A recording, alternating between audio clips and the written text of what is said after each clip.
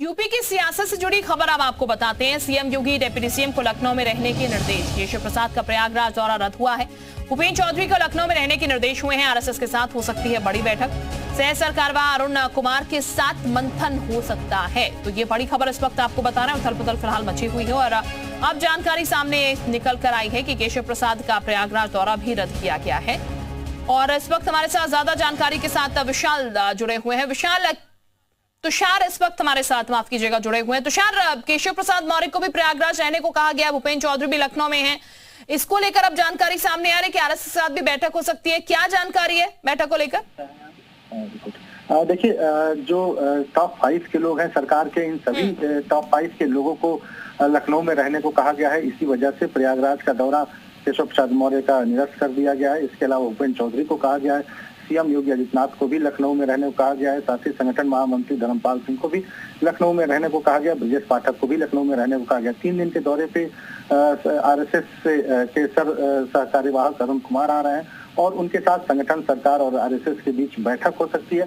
इसको लेकर जो सभी जो टॉप 5 के लोग हैं उनको लखनऊ में रहने को कहा गया। मुमकिन है कि कल ये बैठक होगी जिसमें जो सियासी हलचल है इसको लेकर चर्चा होगी, उपचुनाव को लेकर भी चर्चा हो सकती है, साथ ही जो भीतरघात हुआ इसको लेकर भी चर्चा की जा सकती है। तो कल ये बैठक की पॉसिबिलिटी बताई जा रही है कि कल ये बैठक होगी। सभी लोगों को लखनऊ में ही रहने के लिए कहा गया है। बिल्कुल तुषार, क्योंकि जिस तरीके की हलचलें देखने को मिल रही हैं और दूसरी विरोधी पार्टियों की अगर बात की जाए वो तंज कसते हुए नजर आ रहे हैं, कुछ बड़ा होने की संभावना है? देखिए, बैठक है, आरएसएस की बैठक है, साथ में संगठन की बैठक होगी, इसके अलावा सरकार के लोग रहेंगे।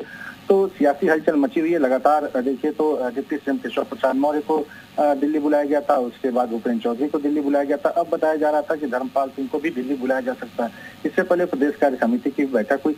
तो कल जब आरएसएस के लोग यहाँ पर बैठेंगे, साथ में सरकार होगी, संगठन के लोग बैठेंगे, तब देखने वाली बात होगी कि क्या कुछ बड़ा होगा या फिर ये रूटीन की बैठक है। लेकिन विपक्ष लगातार सरकार के ऊपर हमलावर है और विपक्ष लगातार ये कह रहा है कि सब कुछ सरकार में ठीक नहीं चल रहा है। लेकिन कल जब बैठक होगी उसके बाद ही सब कुछ क्लियर हो पाएगा कि आखिर में बैठक की क्या वजह रही। जी, बहुत शुक्रिया आपका तुषार तमाम जानकारी देने के लिए।